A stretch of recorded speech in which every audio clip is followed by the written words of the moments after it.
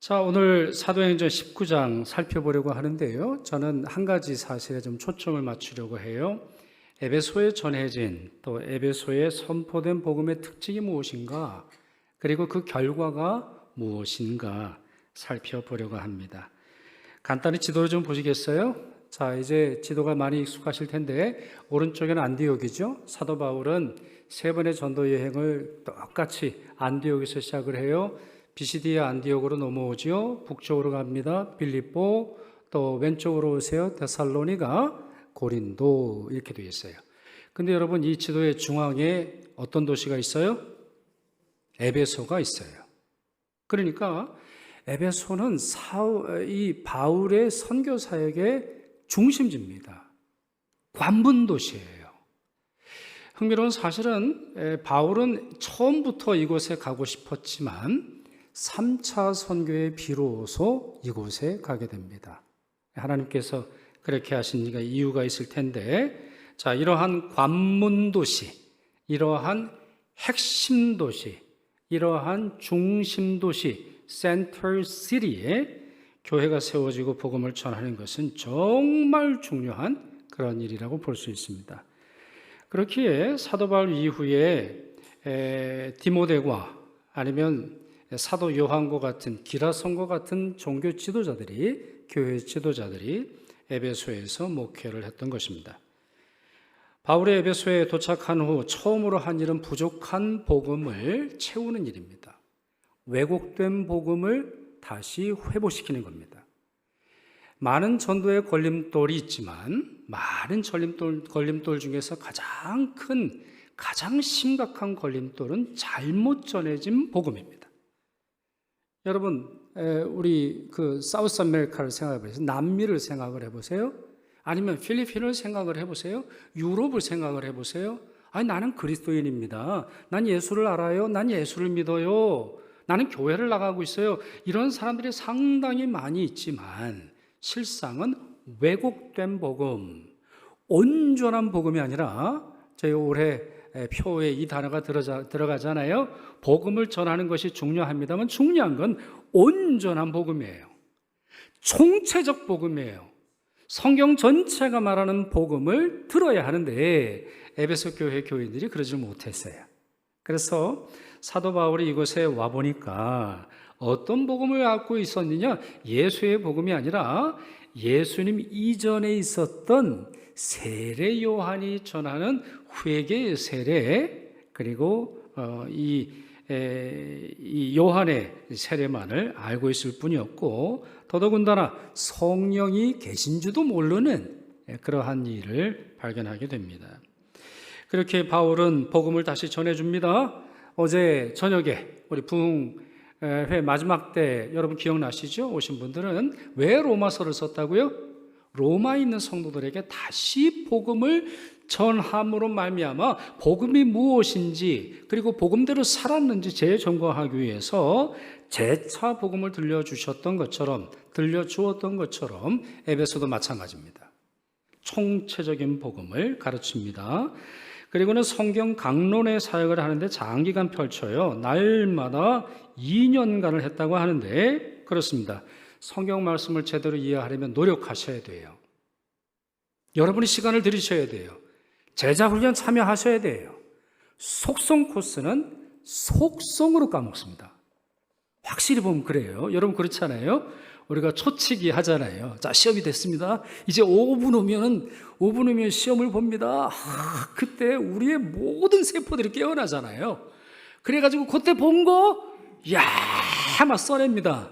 그리고 시험지에 답안을 써 내려가는 순간, 그 다음부터 이제 까먹죠. 네. 순식간에 배운 복음은 순식간에 까먹어요. 삶 속에서 배운 삶을 통해서 체득한 복음이 우리 삶에 의미를 주는 거예요. 그러니 여러분, 성경 공부하시고 제자 훈련하시고 또 성경을 알아가는 이 노력을 끊임없이 더 열심히 하시면 좋겠어요. 자, 이와 같이 바른 말씀, 온전한 복음이 있는 곳에 성령이 강력하게 역사하셨어요. 이것은 이제 사도행전에 나오는 반복적인 특징 아닙니까? 6절에 교회 교인들이 방언하고 예언했습니다. 그리고 12절에 따르면 성령의 역사가 에베소 도시 전체에 펼쳐지는 것을 볼 수 있습니다. 자, 그 말씀 12절 같이 읽겠습니다. 심지어 사람들이 바울의 몸에서 손수건이나 앞치마를 가져다가 병든 사람에게 얹으면 그 병이 떠나고 악귀도 나가더라 그랬습니다. 여러분, 이 말씀 오해하시면 안 돼요. 지금 이것은 성인의 유품이 우리에게 기적을 준다라고 하는 내용이 아니에요. 가톨릭은 그렇게 하죠. 그래서 성인들의 유품을 교회에 비치를 해두고 그 유품 앞에서 기도를 하면 성인이 죽은 다음에도 나를 위해서 축복하리라 이렇게 가르칩니다만 전혀 성경적인 게 아니에요. 이 말씀은 사도 바울의 물건이 우리에게 능력을 가져다 준다는 메시지가 아니에요. 그러니 여러분, 제가 좀 손수건을 가져왔습니다만 제 손수건 가져가 봐야 아무 일도 안 일어난다는 걸 여러분 명심하세요. 저희 집에서 뭘 가져가신들 별로 뭐 희한한 일이 안 생기는 거예요. 중요한 건 뭐예요? 다시 말씀드립니다. 제대로 된 복음이 전해진 곳에 성령이 역사하시니 교회 담장 넘어서까지 성령의 역사가 나타나더라는 거예요. 여러분 그렇지 않아요? 빵집을 지나가면 뭐 그냥 지나가기만 합니까? 무슨 냄새가 나요? 빵 냄새가 나죠. 그래서 잘 되는 향수집과 잘 되는 빵집의 특징이 있습니다. 문을 열어둡니다. 여러분 향수 파는 데를 가보세요. 뭐 명동을 가보시거나 아니면 뭘 가보세요. 반드시 문을 열어야 돼요. 왜? 자신 있는 거죠. 그래서 그 안에서 무슨 일이 벌어지는지 밖에서 알도록 되어 있어요. 만약에 교회 안에서 무슨 일이 벌어지는지 밖에서 알지 못하고 꽁꽁 싸매기만 할 때 그 교회는 건강한 교회라거나 아니면 담장 넘어서까지 성령의 역사와 복음을 전하는데 부족한 교회다 이렇게 말씀드릴 수 있습니다. 다시 말씀드립니다. 사도행전 19장 12절은 초월적인 역사가 어떤 물건을 통해서 되는 게 아니에요. 어느 기도원의 지하수가 병을 고치더라 믿지 마세요. 어느 권사, 어느 장로한테 기도를 해야 받아야 예언이 이루어지더라 믿지 마세요. 핵심은 뭐예요? 올바른 복음, 온전한 복음, 총체적인 복음에 성령이 함께 하실 때 이런 역사가 일어나는 거예요. 자, 이와 같은 때에 일어난 아주 유명한 에피소드 하나를 오늘 본문에 소개하죠. 자, 이게 뭐냐면 이 마술사들이 이제 바울을 흉내를 냅니다. 흉내를 내요. 왜? 아니 너무 신기한 일들이 벌어지니까. 이 바울이 전한 복음뿐만 아니라 바울이 성령과 예수 그리스도의 이름으로 하는 이 초월적인 역사를 이제 흉내를 내봅니다. 자, 그 중에 유대인이자 제사장이었던 스게와라고 하는 사람이 있는데 이분의 7명의 아들이 바울의 흉내를 내요. 즉 바울이 병 고치거나 귀신을 쫓아낼 때 하던 말을 한번 자기들도 해봐요. 자기들도 해봅니다. 저희 이제 목사 집안에서는 이제 애들이 보면 그래요. 저희 어렸을 때는 저희 이제 가족 4명이 매일매일 돌아가면서 가정 예배를 드릴 때 찬송을 골라야 되고 설교도 해야 됩니다. 기도까지 해야 돼요. 근데 어느 날은 저희 집에 둘째가 제 생각에는 한 9살인가 8살인가 됐던 것 같은데 제 목사 가운을 입고 온 거예요. 그리고 나서는 이렇게 손을 들고 있는데 그 모습이 좀 기억이 납니다. 자, 그런 거예요. 뜻도 몰라요. 왜 목사 가운을 입는지 모르지만 하여튼 바울이 하는 걸 흉내를 내면서 뭔가 좀 신기한 일이 벌어지나 보려고 했던 것 같은데 자, 뭐라고 말했느냐. 주 예수의 이름을 불러 말하되 내가 바울이 전파하는 예수를. 자, 어떤 예수요? 내가 믿는 예수가 아니고 내가 사랑하는 예수도 아니고 나를 구원한 예수도 아니고 바울이 전파하는 예수를 의지하여 너희에게 명하노라 이렇게 말했어요. 자, 그런데 악귀가 나갑니까? 악귀가 나갔나요? 그렇지 않아요. 뭐라고 말하냐면 소리를 지르며 내가 예수도 알고 바울도 알거니와 너희는 누구냐? 너는 뭔데 그 거룩한 이름을 네 입에 함부로 올리느냐? 이런 말을 하는 거예요. 그래서 소리를 지르면서 스게와의 아들들을 공격을 했는데 이 귀신들 한 사람을 7명의 스게와의 아들들이 당해내지를 못해요. 그래 막 몸에 상처를 주고 막 겁박을 하니까 결국에는 옷을 다 벗고 도망치는 수치를 당하게 됩니다. 자, 이 일이 막 에베소 전체에 퍼져나가겠죠. 이야, 이런 일이 있었어. 예수의 이름으로 뭔가 해보려고 하는데 야, 그게 안 되는 거야. 아니, 귀신이 예수의 이름을 안 돼. 귀신이 예수의 이름을 알고 더 나아가서 예수의 이름으로 병을 고치는 바울의 이름도 안 돼. 이런 말들이 막 퍼지게 되는 거예요. 결국 이 사건으로 말미암아 사람들은 예수의 신성과 능력을 인정하게 됩니다. 17절에 보면 그렇게 되어 있어요. 쉬운 말로 말하면 뭐예요? 이야, 그렇구나. 귀신보다 예수라고 하는 존재가 위에 있구나. 예수라고 하는 이름은 함부로 거론할 수 없을 정도로 초월적이고 거룩한 이름이구나. 이와 같은 사실을 깨닫게 됩니다. 자, 이 일이 있고 나서 중요한 사건이 하나 벌어집니다. 바로 그거는 에베소 교회의 교인들이 공개적인 장소에서 마술책을 불태우게 되는 일입니다. 19절 같이 읽습니다. 또 마술을 행하던 많은 사람이 그 책을 모아 가지고 와서 모든 사람 앞에서 불사르니 그 책값을 계산한 즉 은 5만이나 되더라. 자, 슬라이드 그냥 남겨두시고 마술을 행하던 많은 사람인데 지금 그 앞에 나오는 18절과 연이어서 읽어보면 이 사람들이 교인들을 뜻하는 걸 알 수 있어요. 자, 예수를 믿었는데 아직 집에 마술책이 있는 거예요. 예수를 믿기 시작했는데 집 구석구석에 부적들이 있어요. 내가 예수님을 믿고 이제 그 예수 그리스도께서 주시는 복음의 은혜를 받긴 했는데 아직 과거를 청산하지 않고 우상의 힘도 조금 믿어보려고 하는 사람들이 깨달은 거예요. 야, 이거 있어봐야 아무 의미가 없구나. 그래가지고 그것들을 다 가지고 와서 공개적인 장소에서 불태우게 됐다는 거예요. 자, 이것이 이 에베소 도시에 미치는 영향을 이해하려면 에베소라고 하는 도시가 어떤 도시인지를 이해할 필요가 있어요. 에베소의 중요한 별명은 자석 도시입니다. 자석 아시죠? 자석이 뭐예요? 이제 자석에는 자성이라는 게 있어서 끌어당깁니다. 그래가지고 여러분 어렸을 때 했던 거 기억나세요? 꼭 보면 그 수업 중에 했던 건 기억이 안 나고 장난친 것만 기억이 나는데 막대 자석 같은 걸 가지고 흙에 막 문지르면 따라 올라오는 것들이 있었어요. 그러니까 그게 끌어당기는 거예요. 철이라고 하는 성분을 가지고 있는 것들은 이 매그넷, 이 자석을 갖다 대면 다 끌려 올라가는 거예요. 에베소는 그런 힘이 있어요. 예술입니까? 철학입니까? 오락입니까? 돈입니까? 문화입니까? 정치입니까? 사상입니까? 또 하나 유명한 범죄자들입니까? 여러분, 돈이 많은 곳에 범죄자들이 항상 꼬이는 거 아시죠? 네, 돈이 없는 곳에 범죄자들은 안 옵니다. 범죄자들의 목적은 돈이니까. 이와 같은 것들이 이 도시에 들끓었는데 그 이유는 뭐예요? 사람들의 호기심을 자극하고 방문하고 싶도록 만드는 것들이 에베소에 넘쳐났기 때문입니다. 특히 에베소로 사람을 끌어모은 데는 우상 숭배, 그 중에서도 아데미 여신이라고 하는 다산을 상징하는 이 여신을 숭배하는 신전이 한 몫을 했습니다.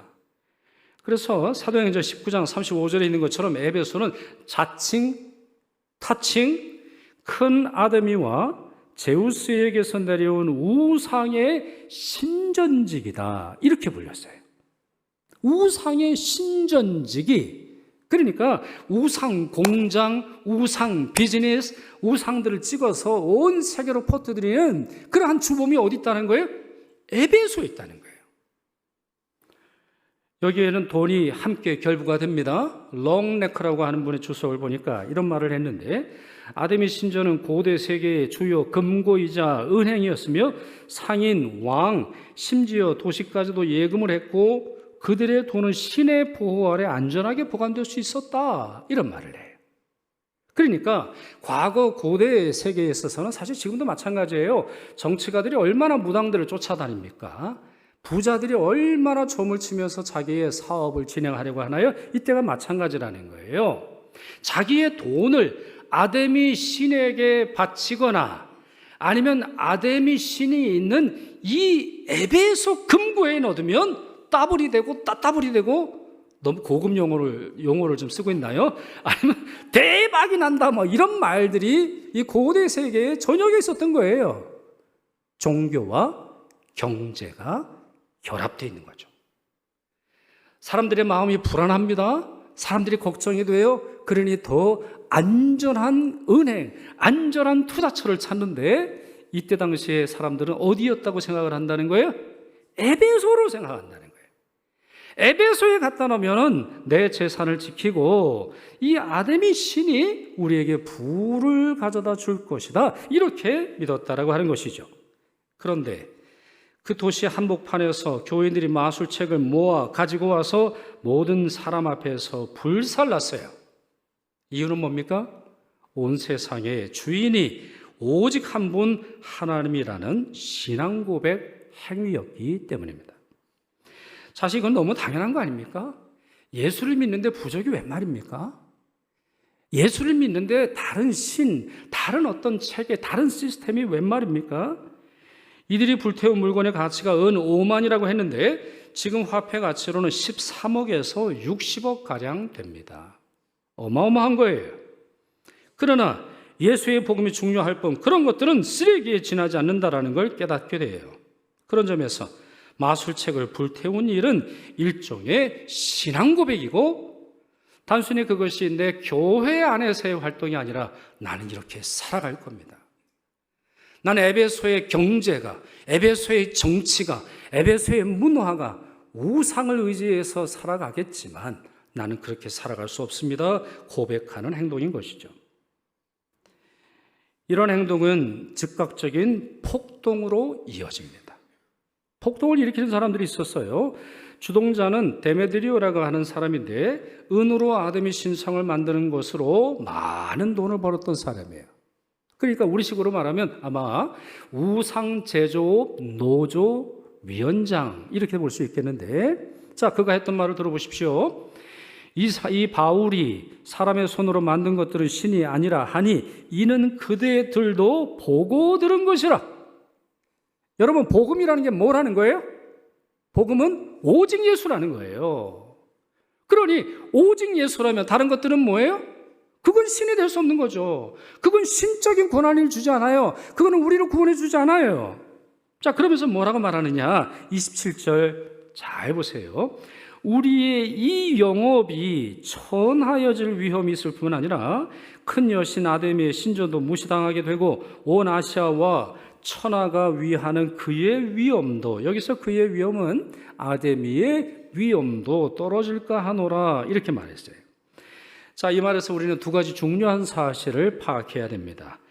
데메드리오가 자기들이 하는 일을 뭐라고 불렀습니까? 우리의 이 비즈니스가 진리라는 거예요, 아니에요? 진리가 아니라는 거예요. 그게 구원을 한다는 거예요, 아니라는 거예요? 상관없어요. 구원을 하든 안 하든 우리는 돈만 벌면 되는 거예요. 종교 비즈니스죠. 종교와 경제가 결합된 형태예요. 또 하나, 이 데메드리오는 에베소의 자존심과 위엄이 무너질 것이다, 사람들이 이렇게 부추깁니다. 달리 말해서 예수의 복음이 에베소에 들어오면 우상을 섬기는 에베소의 전통이 맥을 못 추고 사라질 거라는 거예요. 자, 그런 점에서 이게 참 기가 막힌 말이에요. 오히려 이방인들을 통해서 복음이 갖고 있는 위력이 증명돼요. 무슨 말입니까? 자기가 의도하지는 않았지만 복음이 가진 능력이 우상들을 몰아낼 거라는 거예요. 온전한 복음이 들어오면, 총체적인 복음이 들어오면, 제대로 된 복음이 들어오면 우상은 사라진다는 거예요. 그러니 이 복음이 들어오는 걸 막아야 합니다. 바로 이런 주장을 누가 하고 있는 거예요?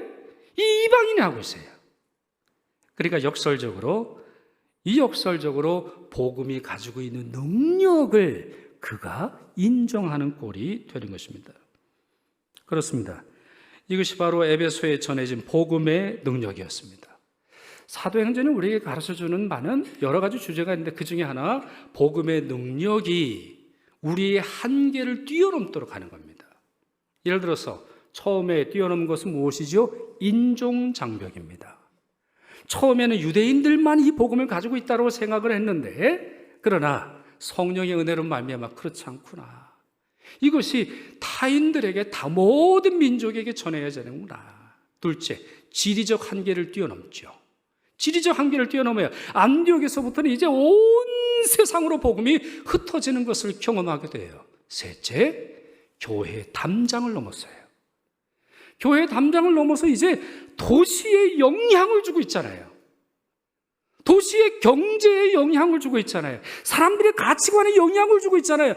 예수를 믿고는 이거 갖지 못한다. 예수를 믿으면서 거짓말하지 못한다. 예수를 믿으며 우상 숭배하지 못한다. 이와 같은 사실을 알려주고 있어요. 그래요. 복음은 계속해서 확장하고 있어요. 복음의 능력은 사람에게만이 아니라 이제 우리 시대에는 환경 문제까지 이르게 돼요. 모든 피조 세계를 향한 이 복음의 역사가 성경 가운데 전해지고 있음을 우리가 읽어볼 수 있죠. 성령이 역사하십니다. 사람의 영혼이 주께로 돌아옵니다. 그들 개인 삶의 가치관을 바꾸었어요. 그러나 복음의 능력은 이런 개인적 변화에만 머물지 않고 그들 사는 도시의 문화와 경제에 큰 영향을 주었고, 바로 이 사실을 누가 먼저 알았어요? 세상 사람들이 한 거예요. 저 복음 나누다가 우리의 영역이 그냥 사라지게 될 것이다, 이렇게 염려하게 됐다는 거예요. 아브라함 카이퍼라고 하는 분이 있습니다. 이분 아주 유명한 분인데 네덜란드 사람이에요. 암스테르담 자유대학을 설립했던 분이고 네덜란드 수상을 역임한 분이십니다. 그가 했던 여러 유명한 말이 있는데 가장 유명한 문장은 이거예요. 제가 읽어볼까요? 인류의 모든 영역 가운데, 인류의 모든 지리적 영역만을 포함하는 게 아닙니다. 그것이 문화입니까? 그것이 예술 영역입니까? 그것이 정치 영역입니까? 그게 개인의 영역입니까? 공공의 영역입니까? 그것이 한 구의 영역입니까? 국가 전체의 영역입니까? 아니면 세상의 영역입니까? 온 우주의 영역입니까? 어떠한 종류의 영역 가운데 우리의 주권자 그리스도가 내 것이다 라고 소리치시지 않으신 영역은 한치도 없다. 무슨 말이에요? 예수께서 온 세상을 다스리신다는 거예요. 이게 복음이에요. 이게 복음이에요. 그러니 만약에 우리가 이 예수를 우리의 종교 안에 가두고, 주일 이 한 시간에 가두고, 교회 안에서만 가두고, 구역 모임에서만 가둔다면 그리스도의 영광은 여러분들이 가리는 거예요. 모든 세상의, 인류의 모든 영역 가운데 우리 주권자 그리스도가 내 것이다, 내 땅이다, 내가 다스리신다, 이렇게 말씀하지 않으시는 분이 없음을, 영역이 없음을 기억하시기를 바랍니다. 그러니까 이렇게 우리가 해석할 수 있어요. 에베소 도시에서 마술책을 불태웠던 교인들이 말하고 싶은 게 바로 이거예요. 이거라는 겁니다. 우리 주님께서 우리의 구원자이실 뿐만 아니라 에베소라고 하는 이 도시를 구원하실 분도 우리 주 예수라는 거죠. 물론 조금 전에 간단히 말씀드렸습니다만, 언급하고 넘어갔습니다만, 에베소에서 일어난 폭동처럼 복음에 저항하는 사람이 있을 수밖에 없고, 이와 같은 역사는 계속 지금까지 이루어지고 있습니다만 두려워할 필요가 없습니다. 제가 많이 망설여서 설교 원고 중에 넣었다 뺐다, 사진도 넣었다 뺐다 뭐 등등 했는데, 그냥 제가 구두로 설명을 드리고 싶은 것이 몇 가지가 있습니다. 두 가지가 있습니다. 첫째로, 여러분 미아리 고개 하면 뭐가 떠오르세요? 미아리 고개. 예, 뭐 단장의 미아리고개 노래 안 불러도 되죠? 미아리고개 하면 뭐가 떠오르세요? 예, 그러니까 뭐 6.25도 떠오르시고 뭐 이러시겠는데 점성촌이라는 게 있어요. 제가 신혼집을 거기 그 한복판에 살았거든요. 그래서 다 무너져라 했는데 하나도 안 무너지는 것 같아서 제가 마음이 좀 그랬습니다만 2014년에 서울시에서 미래유산, 미래유산 20호로 이 지역을 지정합니다. 무슨 말이에요? 우리 한국 사람이 미래 세대에도 연결해주고 전해주고 남겨주어야 할 우리의 소중한 전통이라는 거예요. 이게 2014년 서울시의 결정이에요. 여러분, 이게 어떻게 전통이 될 수 있겠어요? 만약에 무당 문화가 전통이라면 무당 믿다가 지옥 가는 것도 전통이라는 겁니까? 그게 용납이 되는 일이에요? 또 하나, 신당동. 이제 제가 주로 살았거나 저는 이제 신당동에 있는 고등학교 출신이거든요. 신당동 하면 또 뭐가 떠오르세요? 떡볶이. 벌써 여러분들 옛날 분들이세요. 신당동 하면 요즘 젊은이들은 힙당동이라 그럽니다. 그러니까 엉덩이를 이야기하는 그 힙이 아니고 아주 힙하고 재밌고 아주 그냥 신나는 그런 동네라는 거예요. 그래가지고 동대문 뒤에 신당동이 동대문 뒤쪽에 뭐 이렇게 있잖아요. 거기에 외국인들이 바글바글 됩니다. 옛날엔 동대문을 갔습니다. 요즘에는 신당동을 가요. 근데 그 중에 과거의 전통을 다시 되살리려고 하는 움직임이 있어요. 그럼 그 과거의 전통이 뭐냐?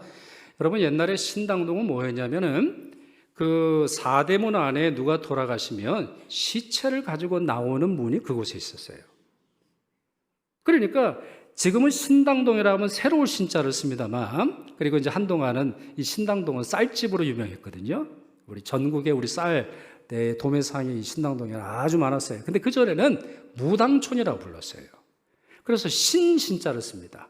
그러니까 신들의 집의 촌이다. 무당들의 촌이다. 그래서 예전에 뭐 100년 전 사진이라든가 뭐 150년 전의 사진, 옛날 사진을 보면 거기서 다 제사하고 있었어요. 거기서 시신을 불태우거나 거기서 시신을 제사를 지내는 그러한 문화들이 있는데 그거를 다시 되살리는 문화가 신당동에서 벌어지고 있어요. 그 중에 하나가 뭐냐? 술집이에요. 술집의 이름을 뭘로 졌느냐? 주신당 이렇게 졌어요. 술주자를 앞에 써가지고.